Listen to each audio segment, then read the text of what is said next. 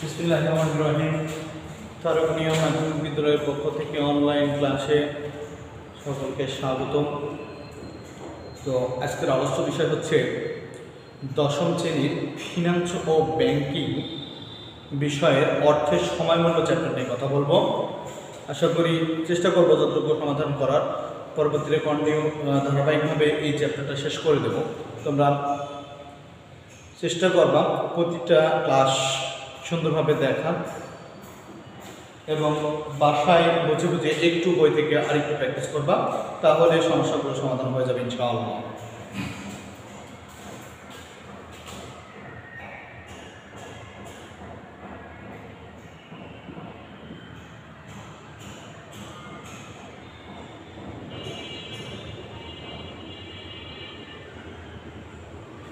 অর্থের সময়মূল্য।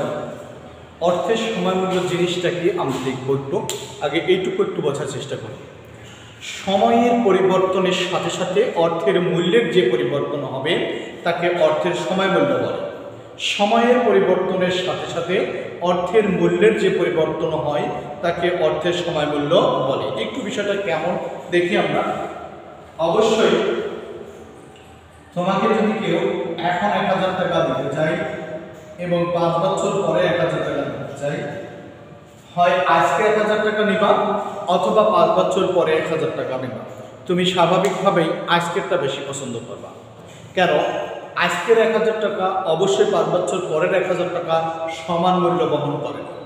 যেমন আমি ছোটবেলায় শুনেছি যে জমির দাম আমাদের এলাকায় হয়তোবা 1 লক্ষ টাকা বিঘা ছিল, এখন সেই জমির দাম 5 লক্ষ বা 6 লক্ষ টাকা বিঘা হয়ে গেছে, যেটা আজ থেকে 10 বছর আগে শুনেছি। অর্থাৎ 5 গুণ বৃদ্ধি পেয়েছে। কেমন?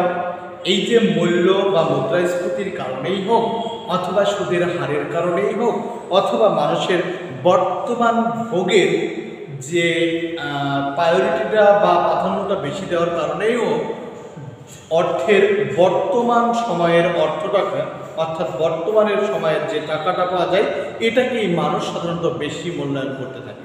আচ্ছা, তারপরেও আরেকটা বিষয় আছে।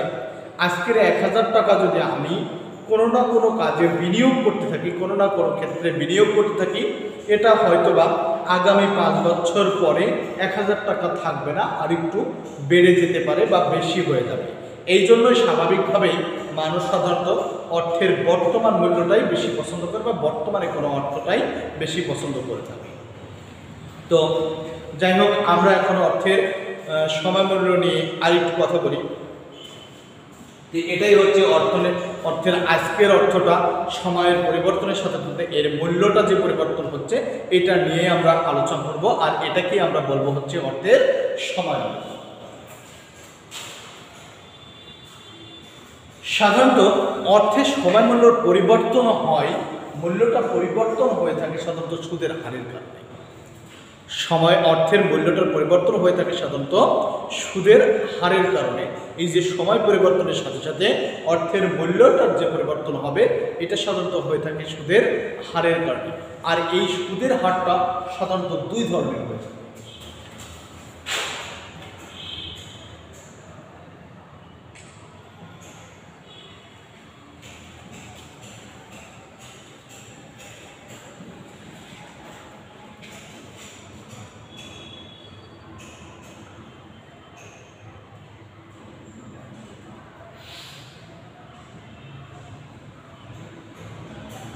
এই সুদের হার 2 ধরনের হয়ে থাকে। একটা হচ্ছে সরল সুদের হার, আর একটা হচ্ছে চক্রবৃদ্ধি সুদের হার বা চক্রবৃদ্ধি মুনাফার হার। এখন সরল সুদ জিনিসটা কি আর চক্রবৃদ্ধি সুদ জিনিসটা কি দেখব। যে সুদের হারে একটা নির্দিষ্ট পরিমাণ আসলের ওপরেই প্রতি বছর সুদ দিতে হয়, অর্থাৎ সুদের পরিমাণটা সমান থাকে, এই পদ্ধতিকে বলা হয় সরল সুদের হার।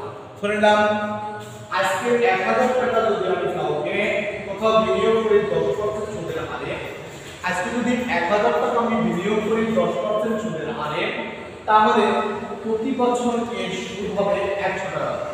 প্রতি বছর সুদ হবে 100 টাকা করে। অর্থাৎ এই সুদের পরিমাণটা আসলের পরিমাণটা যদি পরিবর্তন না হয়ে প্রতি বছরই সুদের পরিমাণটা 100 টাকা করে হতে থাকে, তাহলে এটাকে আমরা বলবো হচ্ছে সরল সুদের হার। অর্থাৎ আসলের পরিমাণে কোনো পরিবর্তন হবে না এবং সুদেরও কোনো পরিবর্তন হবে না। সুদটা প্রতি বছর 100 টাকা করেই চলতে থাকবে। যদি আমরা রেখাচিত্রে অঙ্কন করে দেখি, তাহলে রেখাচিত্রটা দাঁড়ায় যাবে আমাদের সোজা সরল বা সোজা সুদ। তাহলে এই ক্ষেত্রে এই জন্য এর নামকরণ করা হয়েছে সরল সুদের হার। তো আমরা একটু চক্রবৃদ্ধি সুদের হারটা নিয়ে কথা বলবো। এবার চক্রাকার যেটা বৃদ্ধি পেতে থাকবে, অর্থাৎ এটা চক্রাকার প্রতিনিয়তই বাড়তে থাকবে।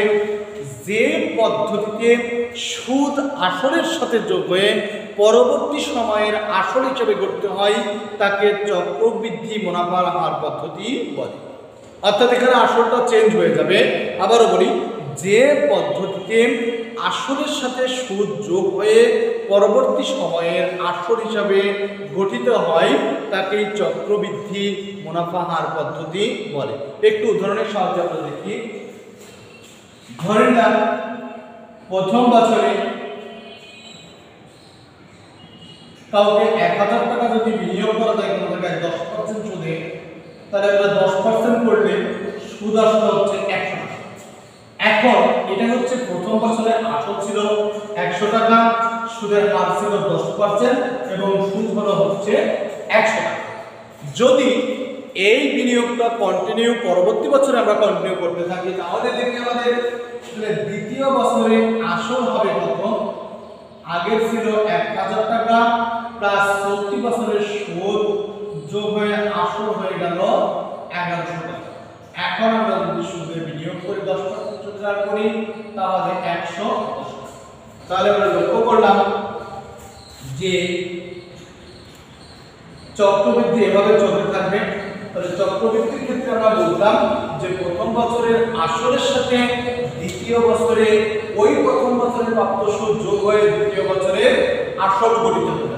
অর্থাৎ যে পদ্ধতিতে একটা নির্দিষ্ট সময়ের সুদ ওই আসলের সাথে যোগ হয়ে পরবর্তী সময়ের আসল হিসাবে গঠিত হয় তাকেই আমরা বলে থাকি চক্রবৃদ্ধি মুনাফা। আমরা দেখলাম যে প্রথম বছরে আসল ছিল 100 টাকা, 10% হারে বিনিয়োগ করলে সুদ হলো 100 টাকা। সেই সুদ যদি আসলের সাথে যোগ করি তাহলে আমাদের আসল গঠিত হয়ে গেল 1100 টাকা। 10% হারে সুদ নির্ণয় করলে সুদ আসলে 110 টাকা। অর্থাৎ দ্বিতীয় বছরে সুদ আসলে 110 টাকা। যদি আবার আমরা তৃতীয় বছরে যাই, তখন আমাদের আসল হয়ে যাবে 1100 টাকা যোগ হচ্ছে দ্বিতীয় বছরের সুদ 110 টাকা। অর্থাৎ 1210 টাকা হচ্ছে আসল, তার উপরে 10% সুদ ধরতে হবে। দেখা যাচ্ছে আমাদের আসলটা প্রতিনিয়তই পরিবর্তন হচ্ছে। কিভাবে? এই সুদটা আসলের সাথে যোগ হয়ে আমরা গ্রাম্য ভাষায় সাধারণত বলে থাকি সুদের সুদ। অর্থাৎ সুদের সুদ যদি নেওয়া হয় বা সুদের সুদ দেওয়া হবে এমন কোনো সিস্টেম হলেই আমরা সেটাকে সাধারণত বলে থাকি চক্রবৃদ্ধি মুনাফার।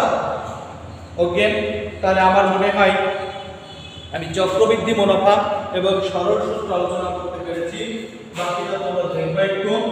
এখন অর্থের সময়মূল্য চ্যাপ্টার আলোচনা করতে গিয়ে আমাদের অর্থের দুইটা মূল্য বা দুইটা সময় নিয়ে চিন্তা করতে হবে। একটা হচ্ছে বর্তমানের সময়, আরেকটা হচ্ছে ভবিষ্যতের সময়। একটা হচ্ছে বর্তমানের সময়, আরেকটা হচ্ছে ভবিষ্যতের সময়। তাহলে অর্থের সময়মূল্য আমরা দুইটা বিষয় নিয়ে চিন্তা করব। সেটা হচ্ছে একটা হচ্ছে অর্থের বর্তমান মূল্য,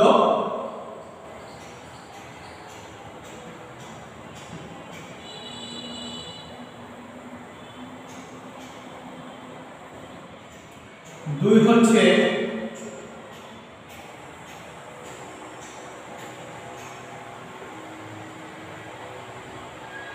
ভবিষ্যৎ মূল্য। এখন বর্তমান মূল্য বলতে কোনটাকে বোঝাই? 5000 টাকা তোমাকে ভবিষ্যতে কেউ দেবে, 5 বছর পরে দেবে, সেটার এখন পেলে কত টাকা তোমাকে পাবা, সেটাই হচ্ছে অর্থের বর্তমান মূল্য। আবার আজকে 1000 টাকা হয়তো বা কোনো ব্যাংকে জমা রাখলে 5 বছর পরে ব্যাংক তোমাকে সুদ সমেত কত টাকা রিটার্ন দেবে, সেটাই হচ্ছে আজকের 1000 টাকার ভবিষ্যৎ মূল্য। তো আমরা এই বর্তমান মূল্যের একটা ইংরেজি নাম আছে, সেটা হচ্ছে প্রেজেন্ট ভ্যালু, আর ভবিষ্যৎ মূল্যের একটা ইংরেজি নাম আছে, সেটা হচ্ছে ফিউচার ভ্যালু।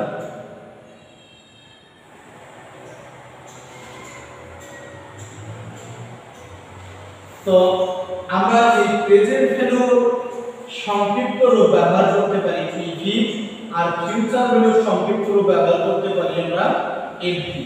তা আমরা বলতে পারি পিভি এবং এফভি।